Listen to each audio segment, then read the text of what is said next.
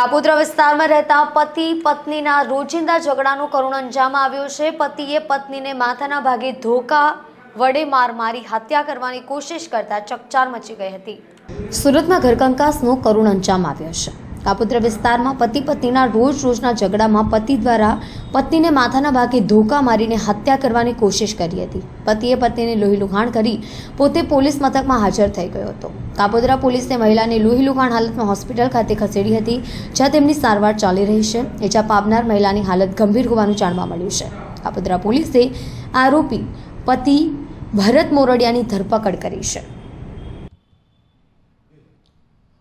ગઈ તારીખ 10/9/2024ના રોજ કાપોદ્રા પોલીસ સ્ટેશન હદના શ્રીજીનગર વિભાગ 2 સોસાયટીમાં પતિએ પત્નીને કપડાં ધોવાના ધોકા વડે માથામાં ગંભીર ઇજાઓ પહોંચાડેલ હોય અને મરણતોલ ફટકા મારેલ હોય, જે અન્વયે આ કામના આરોપી ભરતભાઈ વલ્લભભાઈ મોરડિયા, રહેવાસી શ્રીજીનગર વિભાગ 2 સાગર રોડ કાપોદ્રા સુરતનાઓ પોલીસ સ્ટેશન આવી પોતે જાહેરાત એવી કરેલ કે મારી પત્ની સાથે મારે અવારનવાર ઝઘડો થતો હોય અને એ મને માનસિક ત્રાસ આપતી હોય અને મારા બાળકોને પણ પરેશાન કરતી હોય।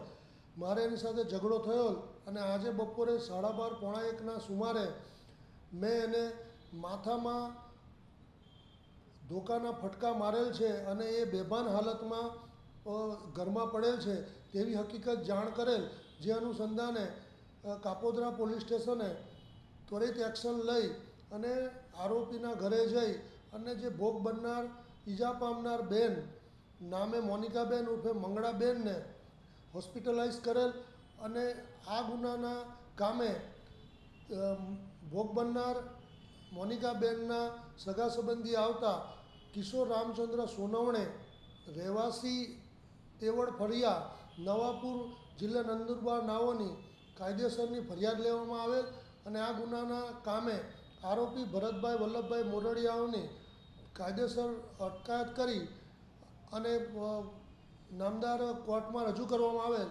ઉપરોક્ત ગુનાની તપાસ પોઈન્ટ શ્રી MB અવસુરા કાપોદ્રા પોસ્ટેનાઓ હાલ કરી રહેલ છે।